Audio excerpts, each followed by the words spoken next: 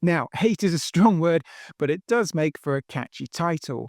These are really some of the kitchen design elements I personally don't like. The things I'd always try to avoid if I could. Some of them are just small annoyances, and others are big functional issues.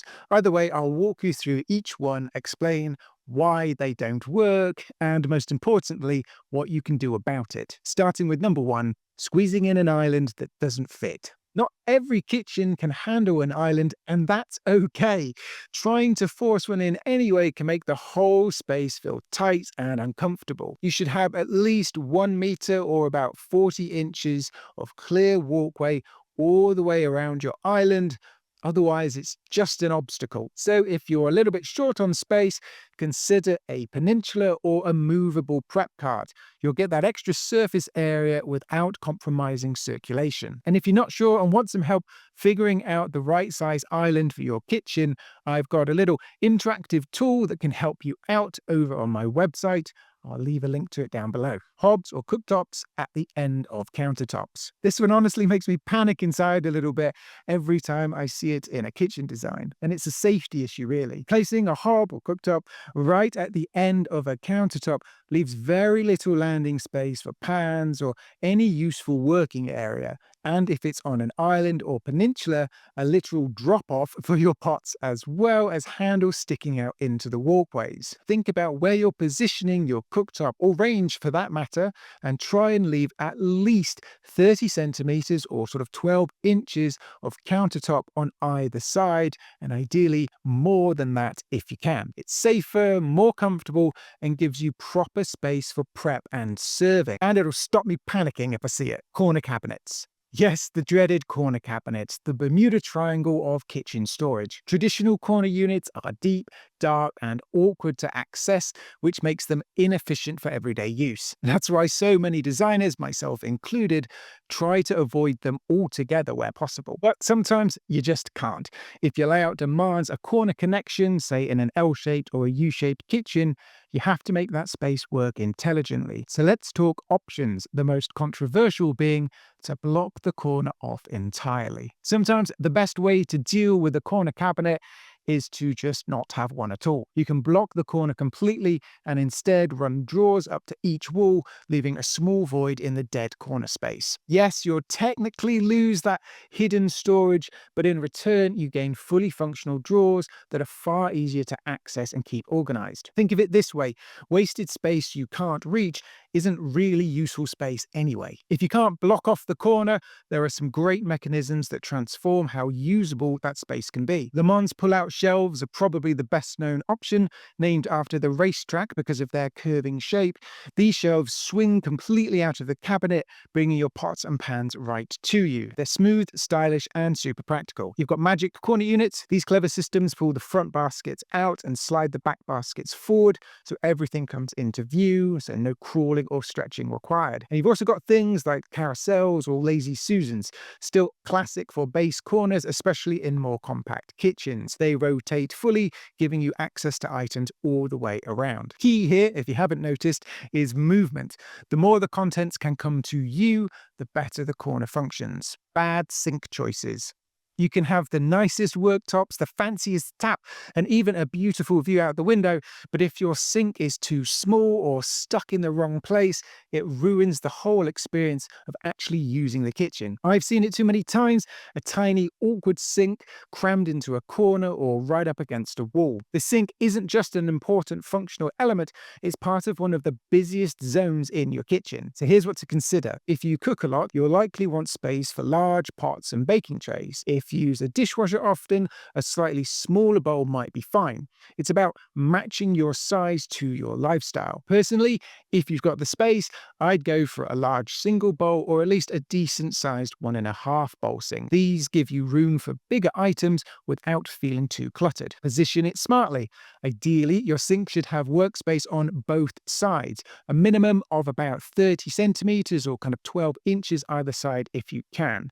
That gives you room to prep on on one side, stack dishes and dry on the other. Avoid corners and walls. Putting the sink in a corner might look like a clever use of space, but in practice, it's uncomfortable and awkward. You lose elbow room, splashes hit the wall, and it's hard to use with another person if you're tag teaming the washing and drying. Don't overlook your tap position. Make sure your tap has enough clearance to move freely and avoid placing it right in front of any window handles or too far back and close to your backsplash or wall that the levers can't go back all the way. Yes, I've seen that happen. Small details, big difference. A good sink setup is one of those things you don't really notice when it's right, but you'll absolutely notice when it's wrong. Island chimney hoods. Island chimney hoods can look dramatic. Some of them can actually be quite cool or quirky, but they often just dominate the entire space, especially in smaller kitchens. They block sight lines, make the room feel busy, and they can be quite expensive to install. So if you've got your cooktop on a kitchen island or peninsula, consider a ceiling-mounted recessed hood, which sits flush for a seamless minimal aesthetic, or some form of downdraft ventilation system, either one which rises up from the worktop when you need it and then disappears when you don't, or a venting hob where it's built directly into the cooktop surface itself and it extracts down and out that way. You still get effective extraction, but without the visual bulk hanging over your island. Poor lighting. Somehow, people still seem to forget about lighting. It's honestly one of the most overlooked design mistakes I see. A single ceiling light fixture just won't cut it. You end up with a poorly lit space, shadows on your worktops, and a kitchen that feels flat and uninviting. Instead, think in layers. Ambient lighting to give the room a general comfortable glow, task lighting, under wall cabinets or over islands for food prep, and accent lighting, maybe inside glass cabinets to add depth and atmosphere. Lighting is the step that can transform a kitchen from functional to beautifully functional. It's really worth giving it some thought. Now, I've done a whole video on lighting, so if you want a real deep dive on the topic, go and watch that one next. I'll leave a link down below. Poor socket placement.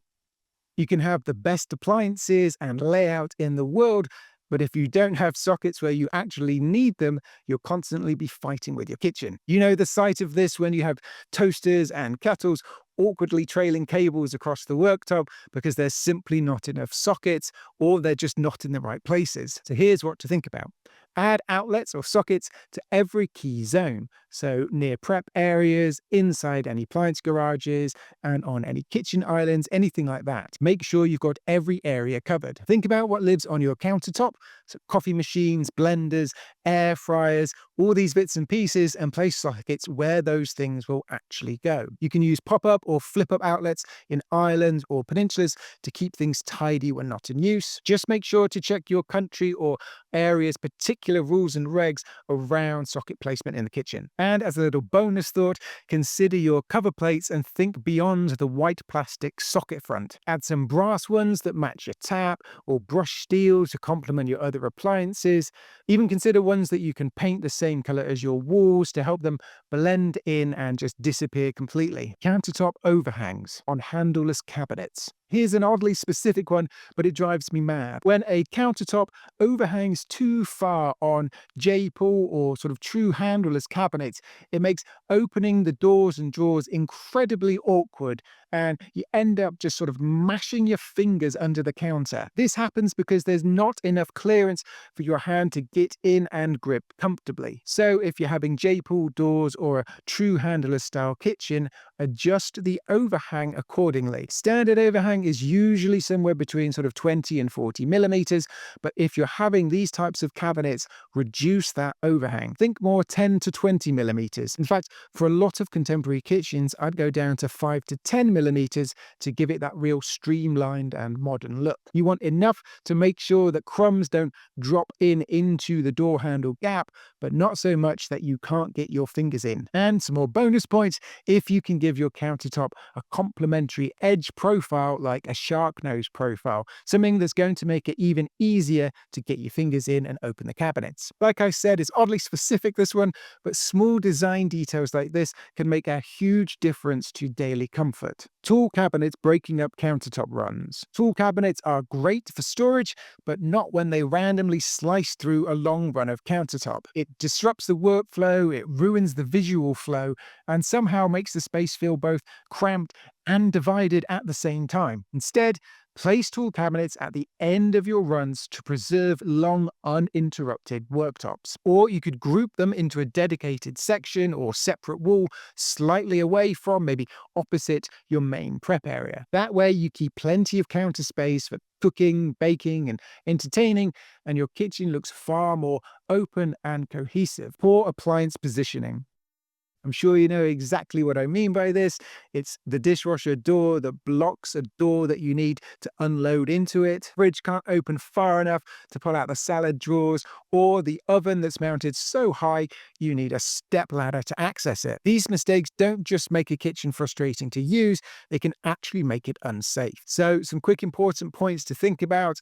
Make sure you can open the dishwasher door fully without blocking access to adjacent cabinets or drawers. Check your fridge freezer clearances. Many people forget that fridges often need to open past 90 degrees for the drawers to slide out properly. If it's up against a wall, you'll need to allow for a filler piece, otherwise you're going to be constantly fighting to open the salad drawer with the door, and it's no good. And don't forget to take the thickness of the door handle of the fridge itself into consideration when working out how far it can open. And tall ovens stacked too high can be a real safety risk. You should be able to comfortably see and reach into the oven without lifting hot trays above shoulder height. If you're designing a tall oven housing, aim for the main oven shelf to be just below elbow height when open. If in doubt, go to a kitchen showroom and physically test this out. Using your oven is something you're potentially going to be doing multiple times a day, so you must be able to do this safely and comfortably. So when planning your kitchen,